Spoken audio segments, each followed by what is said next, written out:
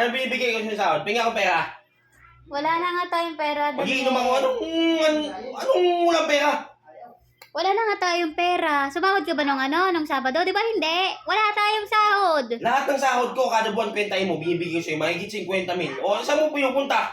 O ba't hindi ka nangingi? Hindi mo pinambabudget? Hindi mo pinanggagas? Hindi ka pupunta, di ba? Hindi pinanggagas? Ha?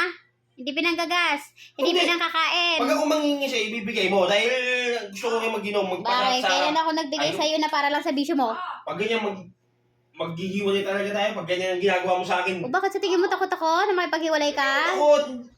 Kahit kinakumagaan, maghiwalay tayo ngayon, mayroon ka ng kapalit, 3. Wala akong pakialam kahit ilan pa yan. Kahit gawin mo pang 5. Pinikot mo lang ako. Ang kapal ng mukha mo. Grabe.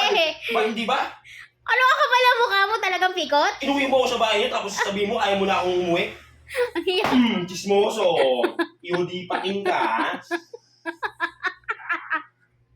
Ano mag-aaway kayo? Chismoso ka.